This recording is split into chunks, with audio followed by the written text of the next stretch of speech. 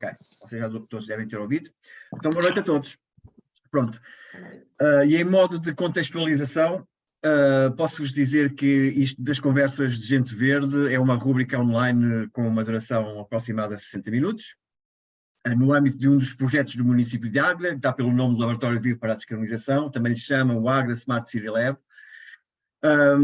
Isto vem no caminho daquilo que o município de Águeda está a fazer. O município de Águeda é também um dos municípios que tem investido mais na área da sustentabilidade, na qualidade de vida da população, na conservação e proteção da natureza, e por isso faz todo o sentido a animação deste tipo de evento online. Vou continuar a colocar aqui gente, a admitir gente no evento, tenho que estar sempre atento. Pronto. Então, isto das conversas de gente verde realizam-se, para que não se esqueçam, todas as últimas sextas-feiras de cada mês, ok? Todas as últimas sextas-feiras de cada mês, e a próxima será no dia 30 de dezembro, ok? À mesma hora, obviamente. Com um convidado ou uma convidada, que eu não vou dizer agora, que é para começar ali a criar o bichinho a roer, que é para vocês no próximo dia 30 saberem quem é, ou terem curiosidade em saber. Pronto, hoje as conversas de gente verde têm a sua primeira edição e eu acho que vai correr bem porque a nossa convidada é uma convidada muito especial para nós, obviamente, que é a doutora Célia Laranjeira, ok, do município de Águeda. Olá, Célia. Olá, tudo bem? Pronto. O conceito deste evento online é um conceito de conversa, não é uma conferência, não é uma transmissão de conhecimentos, é uma conversa normalmente sobre sustentabilidade, que é aquilo que nos une a todos. E eu começava por... Desculpa interromper, Paulo. Sim. Olá, nós estamos a ouvir interferências enquanto estás a falar, possivelmente... Ou é da Jacqueline? É dar o microfone. Ora, tira o som, vê se consegues tirar o som. Não, ela já nem sequer está com som. Quem está com som sou só eu. Ok. Já está, Paulo. Ok, então já está. Pronto, então eu começava por dizer à Célia, porque acabaram por me interromper, foi ali a Filipe Almeida, depois eu falo contigo sozinho, Filipe. Sabemos que tens, Célia, interesse especial em formação na área de biologia. Para nós isso sabemos que é a base, mas gostaríamos de iniciar esta conversa com um breve resumo de como é que isso tudo começou, como é que esse interesse pela biologia começou e que projetos é que neste momento estás inserida no município de Águeda ou fora dele. Olá a todos, boa noite. Louvar esta ideia do laboratório e da equipa que está a dinamizar o laboratório, a Living Place, o Paulo e a Sónia e a Jéssica. Efetivamente é uma iniciativa da Câmara Municipal de Águeda e até parece mal ser eu a primeira, eu tinha que dizer isto, porque nós quando partilhámos as ideias e o projeto, eu achei que era uma excelente ideia, fantástico, vamos nos juntar às sextas-feiras ao final da tarde ou ao início da noite, como quiserem. Não me apercebi que a proposta era para eu ser a primeira a falar. Portanto, mas vamos ver isto, o caráter experimental, a primeira, portanto, para quebrar aqui um bocadinho o gelo. Eu não sou muito boa a falar de mim, não gosto mais de falar daquilo que eu faço, porque faço com paixão, do que falar propriamente de mim. Portanto, como o Paulo disse, tenho a licenciatura em Biologia, sou bióloga de base, ramo de formação educacional, portanto eu tenho aqui um gosto especial pela parte de ligar estas questões da ciência e do ambiente ao envolvimento da comunidade, à participação cidadã. Depois, quando comecei este meu percurso profissional, uma das coisas que eu adoro fazer é aprender, é estudar, não tenho muito tempo, mas gosto de estar atualizada com algumas coisas novas que vão saindo. E então ingressei no mestrado em Ambiente e Recursos Florestais. Na altura foi a primeira edição desse mestrado, o mestrado do Departamento de Engenharia Civil da Faculdade de Ciências e Tecnologia da Universidade de Coimbra, foi a primeira edição. Foi um mestrado inovador porque foi desenvolvido em parceria com a Escola Superior Agrária de Coimbra, com outros departamentos da Universidade de Coimbra, com outros departamentos de outras universidades, por exemplo a UTAD, e foi muito enriquecedor toda esta experiência e todo este aporte já muito ligado a uma componente muito prática de tudo o que é ligado às ciências do ambiente, tudo o que é ligado à mobilização da comunidade e aí já começar-se a falar de sustentabilidade. Entretanto, tenho também uma pós-graduação um curso de especialização, desculpem, em desenvolvimento sustentável. E pronto, e por aí fora. Depois, entretanto, inscrevi-me também em doutoramento, esse está em stand-by, está a aguardar, já fiz 2 anos, portanto falta o resto, como se Faltam costuma 5, não é? dizer. Mas efetivamente o tempo não dá para tudo. Algumas pessoas são sortudas porque os dias delas têm mais do que 24 horas, porque conseguem fazer tudo, mas de facto ainda essa parte ainda é um projeto inacabado e eu não gosto de projetos inacabados, portanto vai ser para fechar. Ok. E pronto, isto é um bocadinho de mim, pronto, da parte académica do meu percurso. Então diz-me uma coisa, Célia, eu sei que tu tens aí uma afinidade com 2 ODS. Sei que um deles é o ODS 11, que tem a ver com as cidades e comunidades sustentáveis, mas tem outro que eu não sei qual é. Qual é? Estavas a dizer há pouco. É o 13, É o que 13? é Bom, ok. ligado às alterações climáticas, Ok, sim. ótimo. Sim, Sim, também foi um convite que surgiu da Aliança para os Objetivos de Desenvolvimento Sustentável em Portugal, e sou embaixadora, juntamente com outras entidades e com outros colegas e profissionais, destes embaixadores. Portanto, temos aqui quase que uma obrigação redobrada, ou triplicada, se quisermos, porque como cidadãos, como profissionais e depois como embaixadores, para o desenvolvimento de ações no âmbito precisamente destes ODS, que eu também tenho a sorte de ser a minha área de trabalho e de me ser dada a oportunidade pela minha entidade, pelo município de Águeda, de trabalhar nestas áreas. e em relação aos ODS, vamos continuar por aí. Tu achas que nós, Portugal ou mesmo a Europa, terá tempo de cumpri-los até 2030? Ou pelo menos alguns? O que é que tu achas em relação a esta perspectiva? É assim, nós começamos logo por falhar aí num que, quando falamos, por exemplo, no ODS 16, não querendo começar pelo fim, porque o último, pronto, são as parcerias, e aí temos várias parcerias em curso, e creio que esse seja talvez, e para nós portugueses, um dos mais fáceis, até por todos os projetos que têm vindo a ser desenvolvidos. Não caminhamos sozinhos, caminhamos acompanhados com a nossa sociedade, com as entidades, com as associações, nas diversas áreas temáticas, mas depois chegamos ali ao 16 e infelizmente vai ser difícil de o cumprirmos. Esperemos que a curto prazo as coisas tomem um novo rumo, o rumo da paz, porque é esse logo o ODS que neste momento eu acredito que também seja aquele que nós, quando olhamos para os 17, pensamos que é logo aquele que está a falhar. E depois existem outros ODS que é muito difícil, é muito complicado nós conseguirmos erradicá-los. Estamos a falar de pobreza, de acabar com a fome, realidades diferentes no nosso país, mas que nós vamos descobrindo que ainda existem as dificuldades da nossa sociedade, e que, ligando a estas questões da paz, a esta questão do pós-pandemia, não obstante ainda há Covid-19, mas já não estamos a viver aqueles anos complicados, e agora com a questão da Ucrânia e da Rússia, acabamos por ter aqui as nossas atenções viradas para o outro lado. Tudo isso acaba por ter repercussões nos restantes ODS, porque as prioridades mudam, não é? Portanto, nós temos aqui agora, estamos numa gestão de prioridades, subitamente começamos a olhar para a questão da saúde e para a vida saudável de maneira diferente. Quando estamos a pensar que estamos a ultrapassar e que estamos a entrar num novo ano e que a pandemia está a ficar para trás, somos surpreendidos com esta questão da guerra na Ucrânia. Portanto, o mundo está em constante mutação e, portanto, acredito que vai ser difícil de nós cumprirmos estas metas.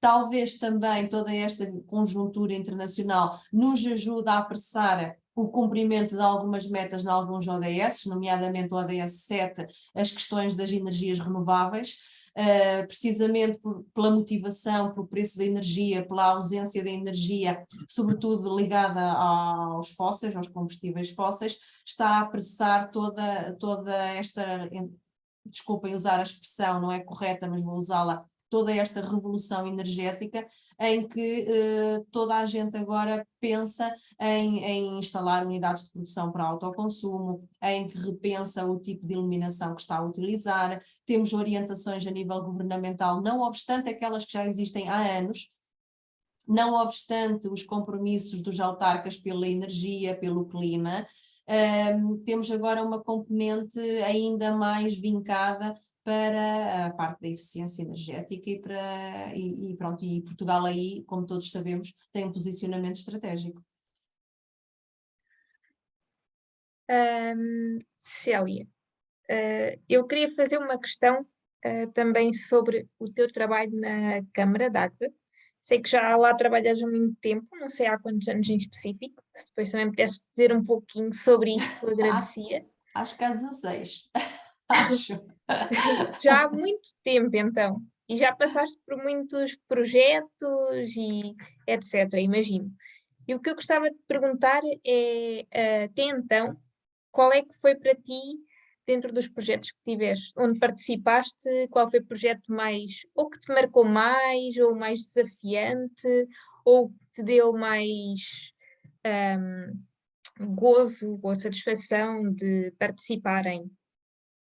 É difícil, porque era aquilo que eu dizia há pouco, eu tenho a sorte de poder colaborar com diversos projetos, portanto, em áreas multidisciplinares, que no fundo é isso que também é a sustentabilidade. A sustentabilidade dá-nos esta transversalidade a diversas áreas, portanto nós conseguimos tocar aqui em diversos âmbitos e realidades do nosso território.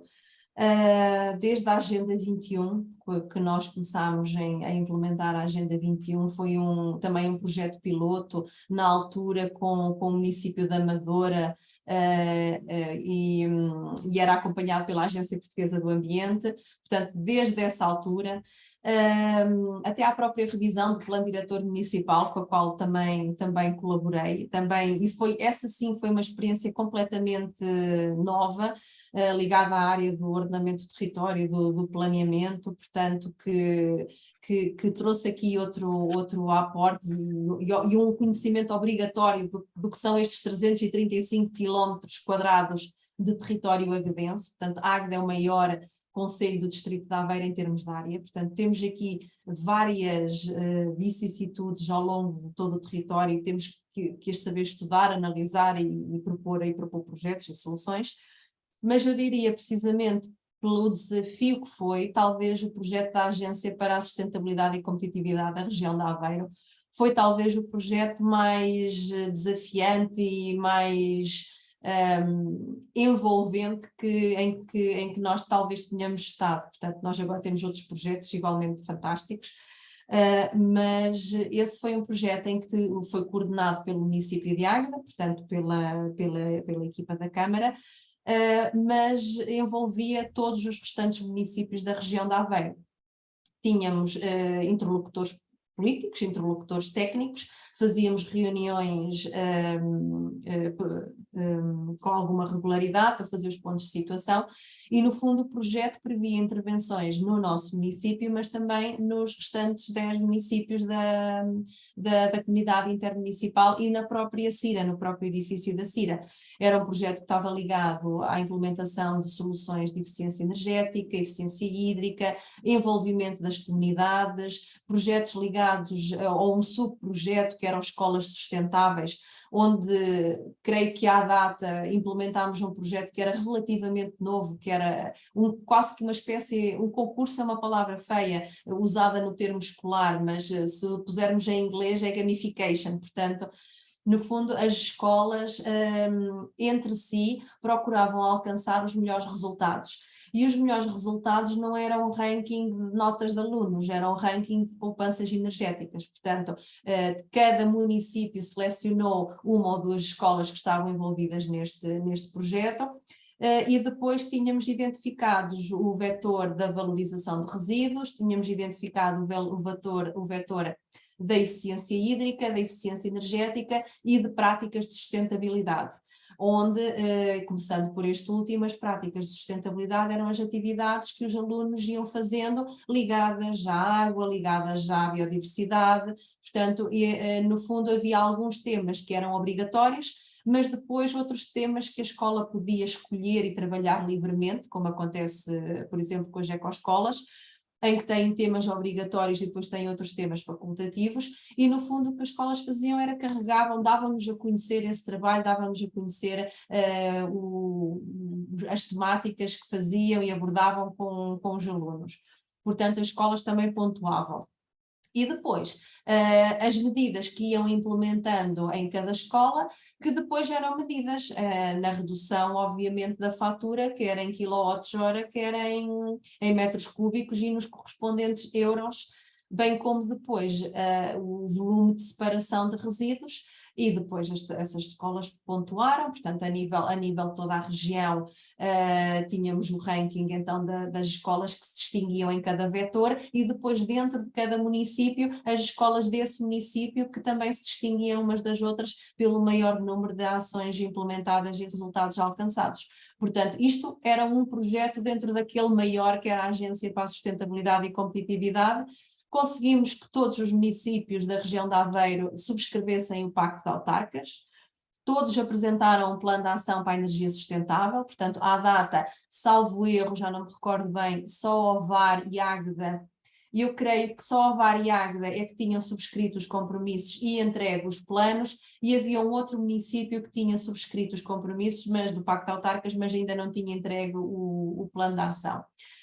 E então conseguimos trabalhar em conjunto com todos os municípios, com todos os colegas das outras câmaras, e foi extremamente positivo. Conseguimos fazer um trabalho, na minha opinião, super, super tendenciosa, acho que fantástico, e que ainda hoje nos deixa saudades, sobretudo pelo espírito de equipa. E lá está, voltando ao início desta conversa, aos Objetivos para o Desenvolvimento Sustentável e o ODS 17, efetivamente, com parceiros e em parceria e em conjunto conseguimos alcançar excelentes resultados.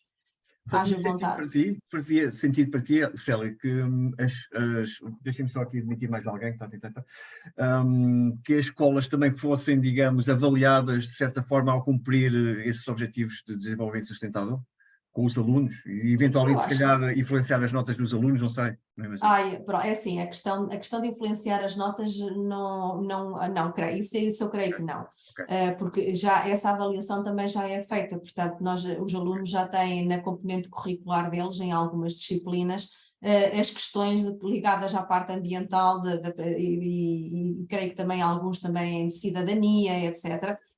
Ele já tem todas estas componentes de uma educação formal e não formal, ao nível dos próprios conteúdos programáticos, e que são avaliadas em sede própria. Mas eu acho que sim, acho que era muito interessante que as próprias escolas também pudessem de alguma forma ter aqui algum reconhecimento pelas medidas que vão implementando no seu recinto e que dependem delas, porque é importante também dizer isto, há outras medidas que a própria escola não pode fazer. Portanto, temos escolas em que se calhar precisam que os caixilhos das janelas sejam substituídos para ter caixilhos mais eficientes, janelas mais eficientes, ter aqui ou até outro conforto térmico dentro do edifício, e não depende da escola, não depende da direção da escola fazer esse investimento. Portanto, a escola também não pode ser penalizada por isso, mas pode ser penalizada por não fazer a separação ou fazer a separação de forma incorreta, porque se não tem ecopontos, as nossas escolas são fantásticas e utilizam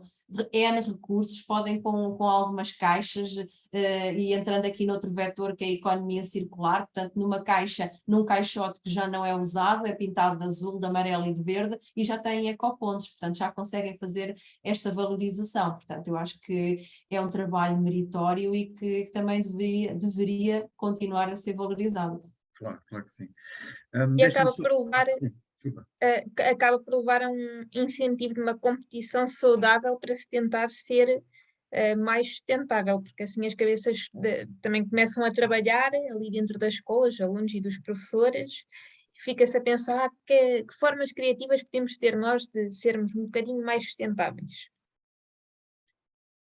Verdade, e as nossas ecoescolas trabalham muito bem e sempre trabalharam, mesmo não sendo ecoescolas, ou mesmo não tendo o selo ecoescola, a chancela, desde sempre os professores, logo os professores primários, logo até na creche e na pré-primária, sempre se reutilizaram muitos materiais, ou seja, nós na altura já se fazia economia circular, já se fazia valorização de resíduos, já se fazia redução de consumo de outro tipo de artigos.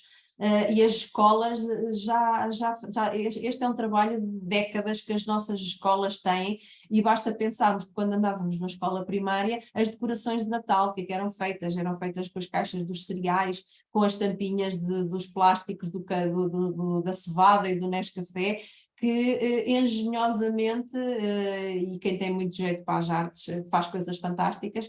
Desde sempre os professores incutiram esse trabalho na sala de aula e eram as artes manuais ligadas já a uma componente ambiental que não era, se calhar, comunicada, não era de forma alguma pensada, mas que já era uma preocupação ambiental que estava ali junto dos mais novos.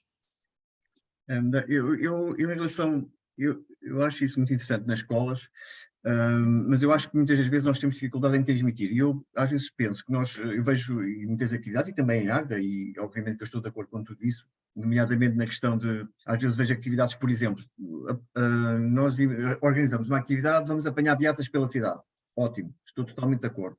Só que há aqui uma questão, é que nós fazemos isso ano após ano, após ano, e ano após ano, continuam lá a estar as beatas.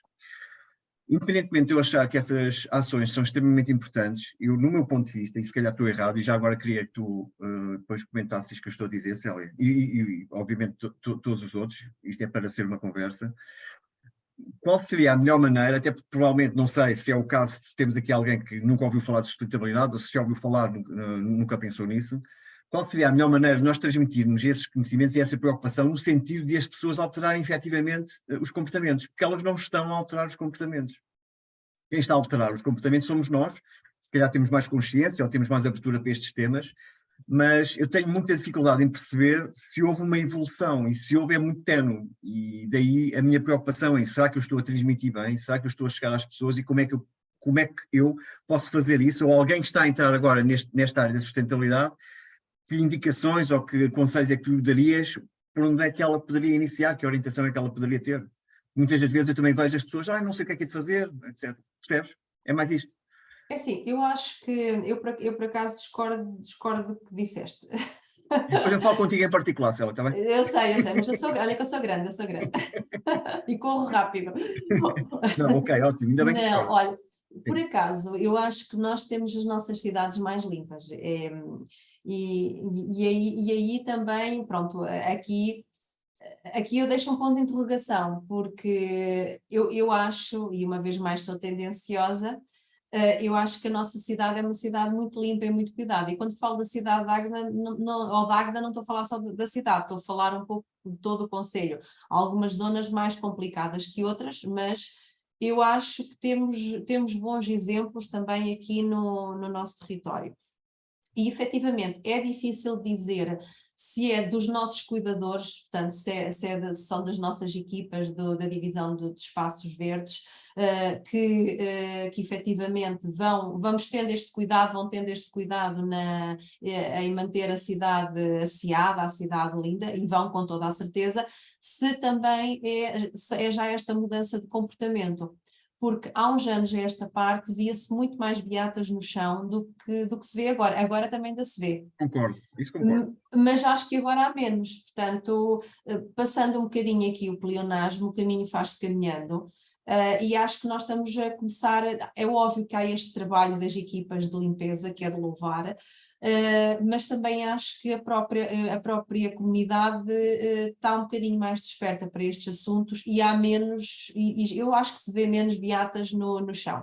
É o ideal, não é? O ideal é ver-se nenhuma, ou não se ver nenhuma, mas eu creio que que pronto, água mole em pedra dura, tanto bate até que fura, e nós já andamos a falar nisto há muitos anos, andamos a trabalhar com as escolas, andamos a trabalhar, se calhar há 12 anos atrás falávamos em pôr o papel no azul, o plástico no amarelo, o vidro no verde, e hoje já toda a gente sabe isso, as taxas de reciclagem aumentaram, não estão onde nós queríamos, não estão, mas já estão melhores do que há uns anos atrás, e se calhar aquilo que eu digo para quem começa a trabalhar nesta área, primeiro é ser inovador, trazer ideias novas, projetos novos, diferenciadores, e depois podemos falar de um projeto que eu acho que está a correr muito bem aqui em Águeda, relativo, ligado aos resíduos e que é diferenciador.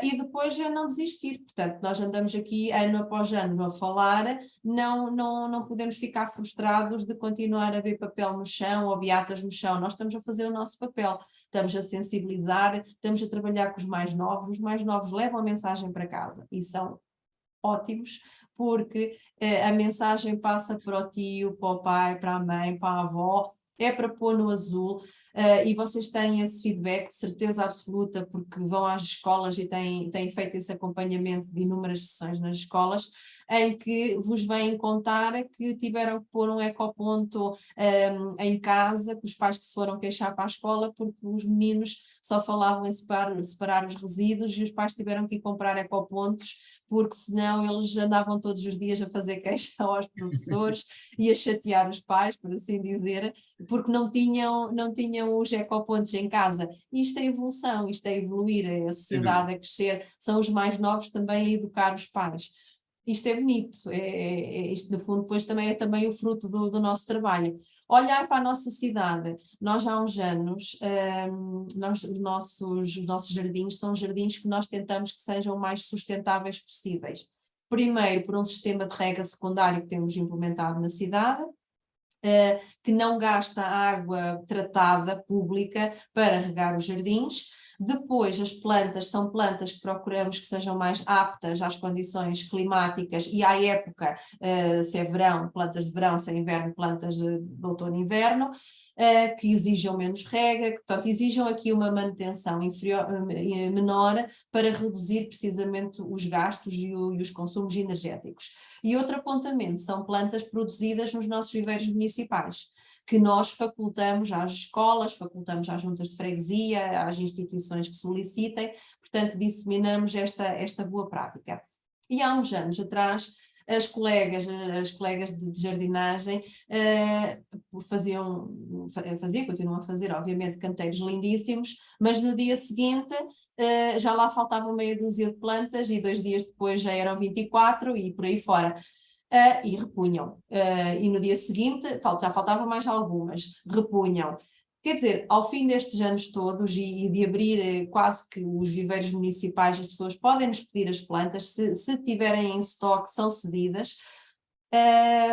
A comunidade também já gosta de ver a cidade bonita, já percebe que se tirar a planta que é muito bonita, mas que ela vai fazer falta, portanto, no fundo é todo um processo de educação e de apropriação do espaço público e daquilo que é nosso, de nós todos, e estou a falar dos jardins, das ruas, das ruas estarem limpas, da água, que é um dos nossos projetos também mais recentes, que é a aproximação das pessoas aos rios, das pessoas à linha d'água, porque se elas usufruírem desses espaços, se gostarem de estar nas sombras das árvores junto ao rio, se for possível caminharem nos trilhos junto ao rio, as próprias pessoas vão fazer a vigilância desses espaços, impedindo que haja descargas ilegais, impedindo que haja focos de poluição, que haja deposição de aterros ali nas proximidades, vão humanizar esses espaços. Vão querer saber mais, vão querer saber que ave é aquela, que árvore é aquela. Portanto, no fundo, vamos aumentar aqui todo este sentimento de pertença e, ao mesmo tempo, vamos estar a fazer educação ambiental, educação para a sustentabilidade e para a ciência, ao mesmo tempo que as pessoas estão a usufruir do que é delas, que é o habitat, é o espaço, é a natureza. Claro. Alguém tem alguma questão? Senão eu continuo a falar com a Célia. Não há questões, eles já ouviram-te há bocado. Não, mas já agora de acordo com aquilo que tu disseste em relação às escolas e educação ambiental, eu posso dizer, desde que fui trabalhar para a Águeda, e a culpa é tua, Célia, pronto, ainda bem que a culpa é tua. Longe disso. Nós vimos a Águeda como uma sociedade ou um concelho, digamos, no topo daquilo que é o desenvolvimento sustentável. E, sem dúvida alguma, não temos dúvidas sobre isso. E ontem, de facto, tivemos numa das escolas a fazer alguma sensibilização ambiental, e de facto reparámos nisso, quer dizer, as crianças não são as mesmas crianças quando nós viemos para a Águeda, são outras. As crianças têm mais formação, estão mais despertas para este tipo de crescimento, e elas crescem connosco, elas crescem com os pais, elas crescem com a cidade, e no fundo a cidade vai ser aquilo no futuro que estas crianças também vão ser. Portanto, e nós tivemos um gosto enorme de ontem podemos observar que as crianças já sabem muito mais coisas do que aquilo que sabiam aqui há 2 anos atrás, ou 3, é o tempo que nós lá estamos. Portanto, e no fundo acabamos por perceber que de facto o nosso trabalho também está a ter os frutos, obviamente com a ajuda do município, não podia ser de outra forma, mas que é um trabalho interessante, é um trabalho importante para o futuro, para as próximas gerações. E, de facto, isso foi muito bom. Ontem nós temos constatado isso. Está aqui a Sónia, a Jéssica e a Filipe, fomos os 4 que lá tivemos, portanto, e vimos isso com bastante clareza. Foi muito bom mesmo. Sim, e isso também, no fundo, vem também um bocadinho dos nossos líderes e dos gestores do território, portanto, Lá está, claro. o nosso executivo municipal, Obviamente. que também define a sustentabilidade e este caminho ligado à sustentabilidade, perdoem-me a repetição, como uma prioridade e como uma meta a alcançar. Portanto, como eu disse, nós subscrevemos o Pacto para os autarcas, subscrevemos o Pacto para os autarcas e clima. Estamos a desenvolver os correspondentes, aliás, já desenvolvemos os correspondentes planos de ação, estamos neste momento a atualizar, a fazer a monitorização, o acompanhamento desses planos, portanto eles não ficam na gaveta, têm uma materialização prática. E, no fundo, são essas as orientações que temos de continuar este trabalho, o envolvimento da comunidade. O Executivo faz questão de marcar presença, faz questão de, no fundo, liderar pelo exemplo, o próprio município nas ações que promove e desenvolve, e dei-vos o exemplo por exemplo, dos nossos espaços verdes, dos jardins.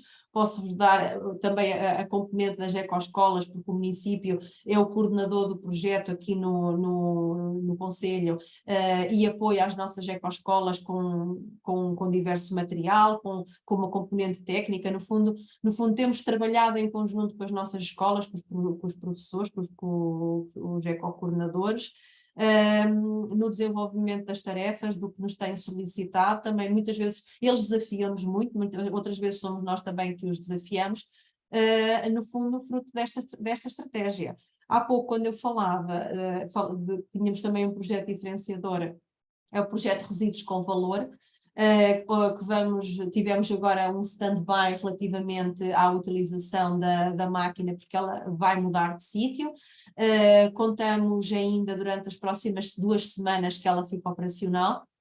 E trata-se de uma máquina que recolhe seletivamente determinado tipo de resíduos, garrafas, embalagens de plástico, e portanto, cada pessoa coloca a garrafa e a garrafa corresponde a determinados pontos, entrega ao seu utilizador um talão com o número de pontos correspondente às garrafas que introduziu.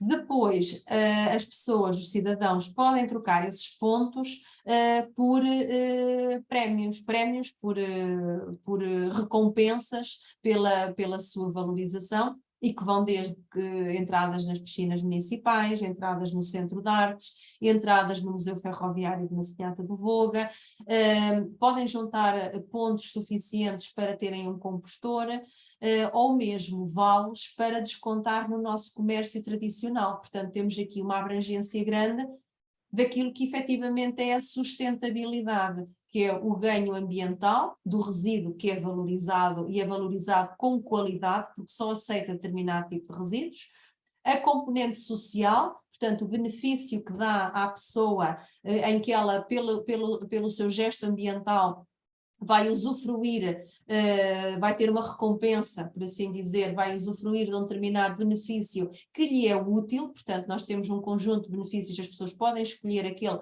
que é mais adequado para elas, e temos também a outra componente, que é a componente económica, dado que há aqui um retorno também, um envolvimento do nosso comércio tradicional, do nosso comércio local, onde as pessoas depois podem descontar os vales em compras no comércio local. Portanto, e esses vales que depois o comércio é ressarcido do desconto que faz às pessoas. Ainda numa outra componente que toca igualmente a ambiental, social e económica, a Câmara Municipal, no âmbito deste projeto, tem um protocolo com os bombeiros municipais e com a ERSUC, em que a Câmara entrega os resíduos à ERSUC, os resíduos que são separados no âmbito deste projeto.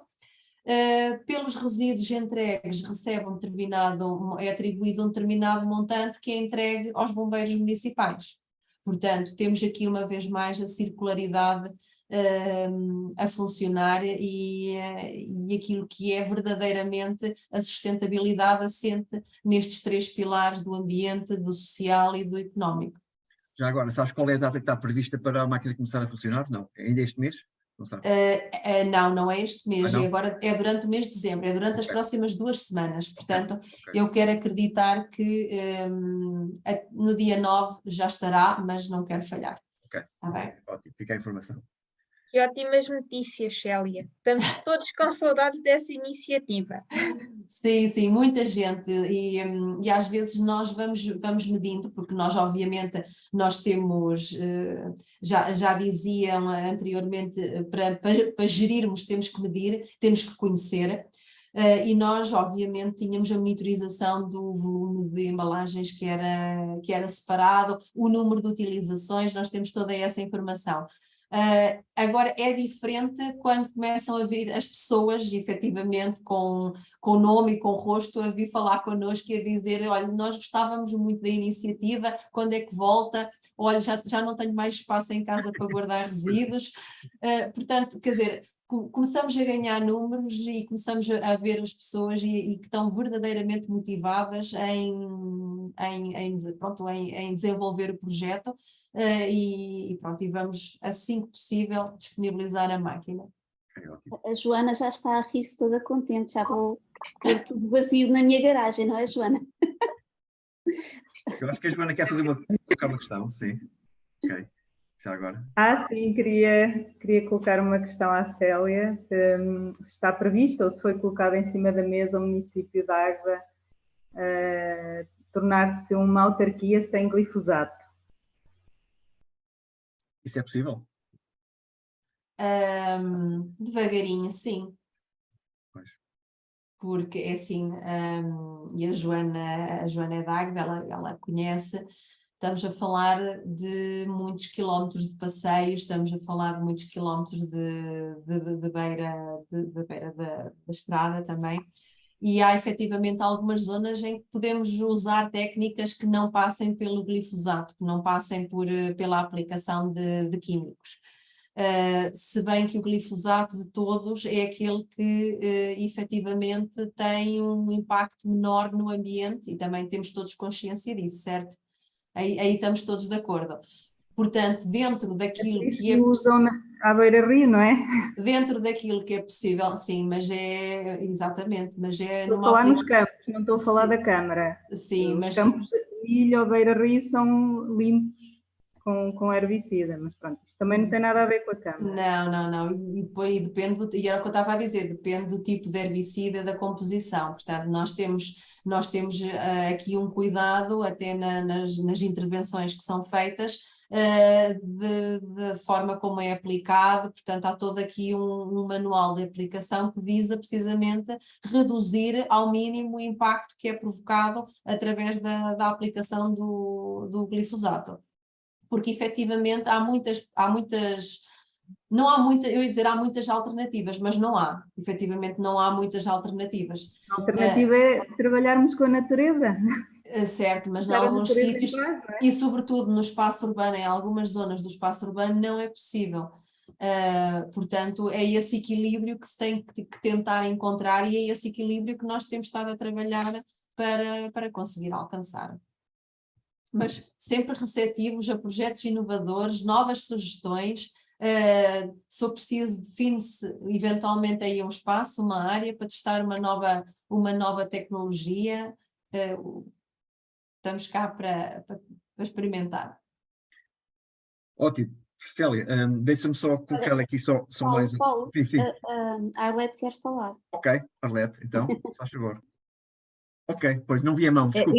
Eu não queria. Olá, boa noite a todos. Estou a achar muito interessante. Eu não pertenço ao Conselho de Águeda, mas aprende-se também nos concelhos vizinhos. Pertenço ao Conselho da Mielhada. Eu estava a prestar muita atenção relativamente a esta questão da escolha, por exemplo, da escolha das flores, das plantas para embelezar a zona. Nós aqui na freguesia do Luso também temos esse cuidado da escolha para que se adapte a escolha do que se coloca para florir e também não necessitar de muita água, de muita manutenção. Também desaparecem, é certo, desaparecem bastante. E estava agora em relação ao glifosato, porque há a preocupação de que a manutenção seja feita sem uso de pesticidas, não é, neste caso, nas zonas que sejam mais junto a zonas habitacionais, as zonas em que as pessoas se movimentem mais. A nossa freguesia é muito grande, exige uma grande manutenção, não há pessoal suficiente, não é? O orçamento é muito apertadinho. E depois há uma coisa que nós continuamos a achar muito estranho, que é a atribuição dos valores para esta manutenção ser feita, não é feita consoante a extensão dos espaços verdes, mas sim ao número de habitantes. É um bocado descabido. Nós, por exemplo, que é uma freguesia maior em termos de espaços verdes, temos muito menos orçamento do que uma freguesia também do Conselho da Mielhada, que é, se calhar, metade, ou nem tanto, nesse sentido. Por isso, há aqui um desfazamento muito grande e, claro, que nas zonas mais afastadas de habitações ou de movimentação de pessoas, tem que ser usado naturalmente o glifosato, é usado o menos possível, mas não é possível limpar sem ser desta maneira. Se calhar tem que haver uma discussão de como atribuir estes valores, não em termos de número de população, mas sim em extensão, não é? Joana? Obrigada. Nada.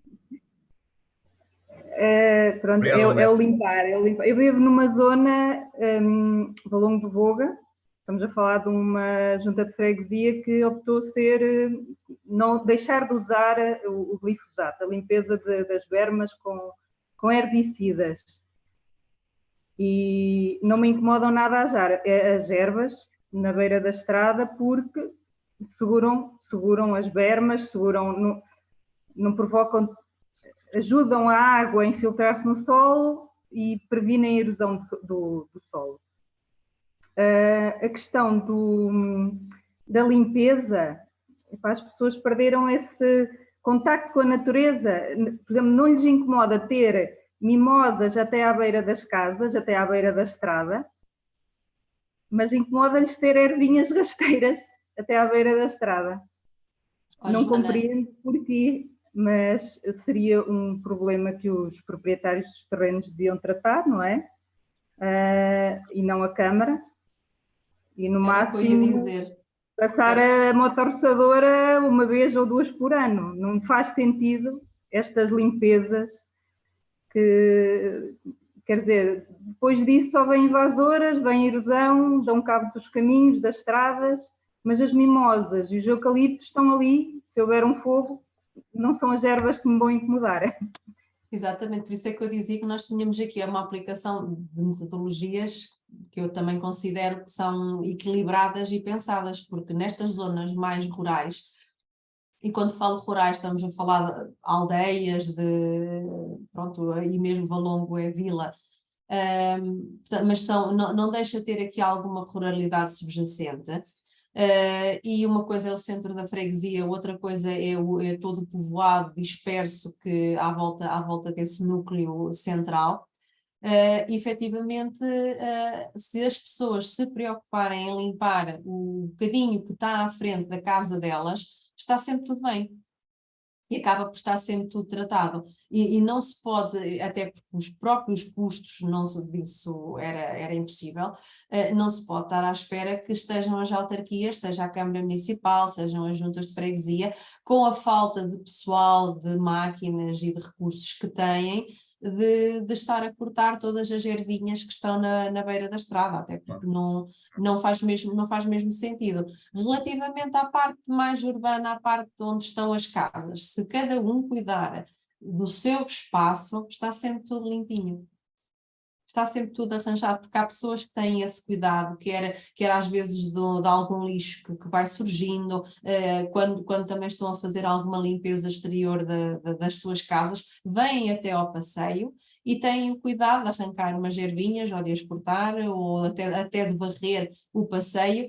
E se cada um em continuidade fizesse e tivesse esse cuidado, passa por uma cidadania, passa pela tal apropriação do território, passa por uma coisa muito importante que é, e está previsto na nossa Constituição da República, que é que todos nós temos direito a ter qualidade ambiental. Todos nós temos direito a ter um ambiente de vida humano, sadio e ecologicamente equilibrado. Mas uma coisa muito importante que também lá diz, no artigo 66, é que também temos o dever de o fazer. Ou seja, nós somos sempre muito zelosos dos nossos direitos e de tudo aquilo a que nós temos direito, e muito bem, mas esquecemos-nos que para termos esses direitos nós também temos deveres. E temos deveres para connosco e deveres para com o próximo, para com os nossos vizinhos, para com a nossa comunidade. E, no fundo, é quase que o fio condutor de toda esta conversa, portanto, que vai desde as medidas de eficiência energética, os consumos de energia, desde o consumo da água, desde a valorização dos resíduos, a redução do consumo, para termos menos resíduos para valorizar, menos lixo para pôr nos RSUs, nas lixeiras. Portanto, todo um fio condutor que vem desta preocupação, nós não pensarmos que estamos sozinhos aqui nesta bolha que é só nossa, mas que é de muito mais gente. E tens razão, e agora fizeste-me lembrar, em relação a essas atitudes, eu lembro que os meus avós limpavam a parte da frente da casa, aquilo era uma vivenda, e eles saíam para a rua, limpavam o passeio, aquela zona toda era deles, e eles limpavam de ervas, de lixo que lá estivesse, e varriam. Mas esses hábitos antigos foram-se perdendo, e eu não vejo ninguém praticamente a fazer nada, de vez em quando numa zona rural lá se vê, mas nas cidades, nem pensar. Isso, mas sim, reclamam porque na zona da frente, no meio dos passeios, existem umas ervas que a Câmara não tirou. Mas isso eles sabem dizer, mas não são capazes de lá ir. Lá está, tudo aquilo a que nós achamos que temos direito, não é? Mas se calhar também esquecemos do tal contributo, pequeno contributo que se cada um desse, pronto, lá é o somatório das partes, lá está, voltamos à Agenda 21, o pensar global, agir local, porque depois tudo isto somado é muito. Claro. Nós estamos quase a chegar ao fim. Eu queria só agora mudar um pouco de tema, não é de tema, mas isto porquê? Porque eu tenho aqui uma dúvida e gostava também da opinião da Célia e de todos que aqui estivessem, que é, em algumas conversas com amigos, no meu ponto de vista, eu acho que a evolução tecnológica tem sido ótima para as cidades e nomeadamente para a cidade de Águeda. Muitos desses colegas meus, acham que, de facto, a introdução de tecnologia naquilo que eles chamam as cidades inteligentes tem pouco a ver ou não se identifica com aquilo que é a evolução da sustentabilidade de uma cidade ou a evolução que tem a ver com a proteção do ambiente. Tu achas que identificas com isto? Achas que a utilização é para eu discordar outra vez, não é? Pois, deve ser, pois, certeza absoluta. Eu também discordo, mas já agora claro que sim. a tua opinião. Eu acho que sim, as cidades têm que ser inteligentes para servirem os cidadãos e darem resposta às necessidades dos cidadãos. Eles podem não estar conscientes delas, podem não ter a verdadeira percepção de que têm aquela necessidade, mas têm, e uma vez mais vou dar um caso prático. A Águeda tem implementado um sistema de monitorização de qualidade do ar. Os cidadãos podem achar que nós não precisaríamos desse sistema de monitorização da qualidade do ar. Porquê? Porque a qualidade do ar em Águeda está classificada como boa. Agora, já aconteceu nós termos aqui alguns picos de poluentes e todos também assistimos às notícias e temos esses picos quando temos, por exemplo, as poeiras do Saara, que nós claramente detectamos a presença nos sensores, os sensores disparam, sobretudo de partículas. Nos dias mais quentes, como tivemos durante este ano, indicadores como, por exemplo, os níveis de ozono também dispararam em determinados períodos do dia. Portanto, nós ficamos a ter, este nosso sistema dá-nos o alerta, faz esta monitorização e os serviços ficam atentos aos valores. Emitem as recomendações que têm a emitir, nomeadamente, sobretudo quando estamos a falar do ozono, e as temperaturas elevadas, os índices de UV que também são medidos, portanto, tudo o que tem a ver com atividades exteriores, grupos de risco, práticas desportivas durante aqueles períodos. Portanto, há aqui um conjunto de normas que são standard, que aquilo que nós fazemos, que o município faz, é relembrar essas normas, porque estamos a ter aqui um pico de um determinado parâmetro que está a ser monitorizado. Eu, quando falava no início que podem não saber que precisam, se nós não alertarmos a dizer que a qualidade do ar não está boa ou que há aqui um problema, as pessoas não dão por ela. Podem sentir alguma irritação nas mucosas, podem sentir alguma adversidade num determinado espaço, mas podem não associar à qualidade do ar, à qualidade envolvente. Portanto, nós temos este sistema implementado no município, temos estas 8 estações, onde fazemos a medição de vários parâmetros, temos também sonómetros, onde fazemos a medição do ruído aqui em alguns pontos, precisamente para quê? Para poder avaliar e proporcionar uma melhor qualidade aos nossos cidadãos. Portanto, as cidades são inteligentes, têm que ser inteligentes, têm que evoluir nas soluções tecnológicas, mas é, uma vez mais, ao serviço da comunidade, ao serviço das comunidades, do que elas precisam, procurando dar uma resposta mais célere, uma resposta, tentar até prevenir algumas situações para que não aconteçam, e depois informar. Portanto, toda esta inteligência da cidade serve para comunicar ao cidadão. Não faz sentido se não for comunicada, se não for aberta, se as pessoas não puderem consultar o que está a ser monitorizado, o que está a ser estudado. E nós, através das nossas plataformas, a plataforma da Smart City, e mesmo uma outra plataforma que temos, que é o I4C, que é Information for Citizens, informação para os cidadãos, mas se quiserem procurar na internet através do Google, procurem I4C, onde é colocada diversa informação da atividade do município, onde alguma dessa informação efetivamente vem dos nossos sensores. Na plataforma do Águeda Smart City, então aí sim, têm eu até posso tentar aceder aqui, depois posso partilhar a tela, têm informação em tempo real dos nossos sensores que estão instalados pela cidade. Sim, era ótimo que até fizesse isso, porque para quem não conhece, eu costumo lá ir temporariamente e de facto percebe-se exatamente quais são as medições que estão a ser feitas, qual é o momento exato que aquilo está a detectar, é muito engraçado. Então, posso partilhar? Então podes partilhar. Vamos lá ver, tens que me autorizar. Ainda não apareceu nada. Já está a aparecer, já está.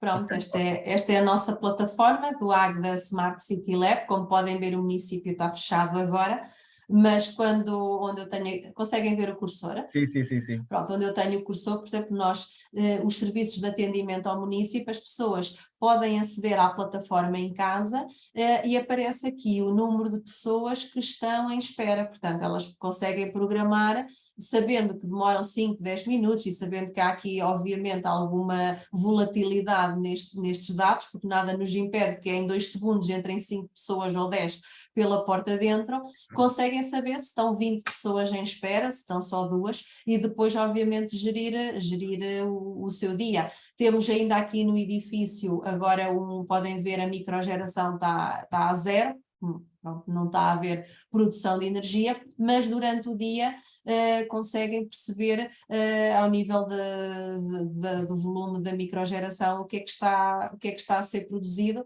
Aqui um dado do nosso sonómetro, portanto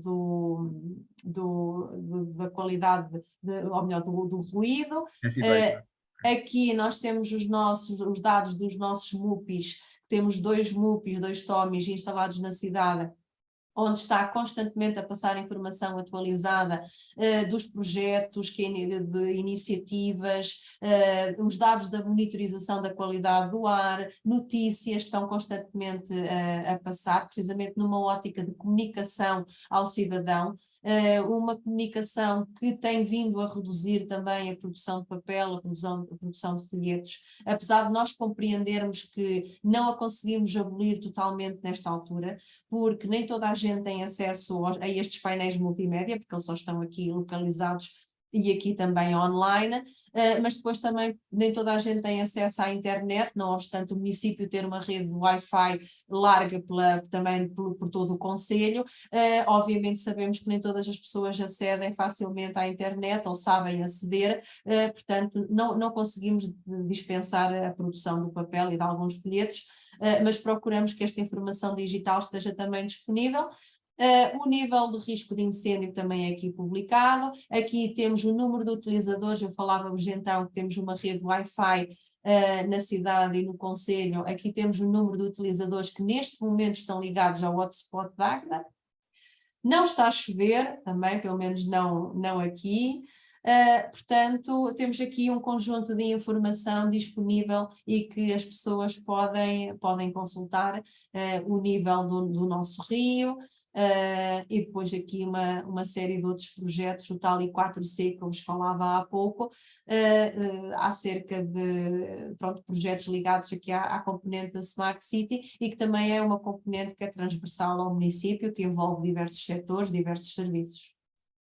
Ótimo, ok. Podem gravar o endereço quando quiserem consultar, está sempre disponível. Célia, não sei se há mais alguém que queira colocar alguma questão ou falar sobre algum assunto. Se não, chegávamos ao final. Célia, não sei se tens mais alguma coisa a dizer sobre algo de interesse que queiras deixar para o último? Não. Acho que não, Não. que eu sou mais azul e branca, mas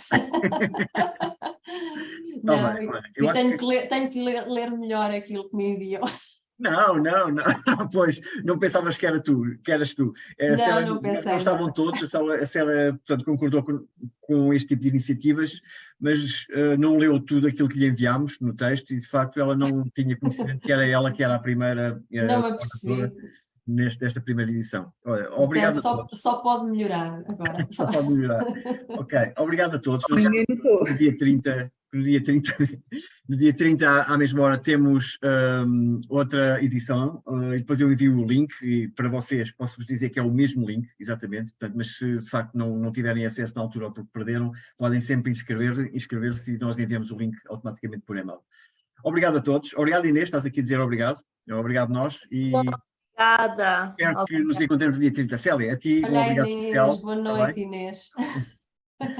A ti um obrigado especial, Célia, e pronto, e obrigado por nos teres apoiado desde o início do projeto do Águeda até hoje. Contamos contigo. Ora essa. Está bem? Obrigado, um beijinho. Obrigada a todos, boa noite. Obrigado.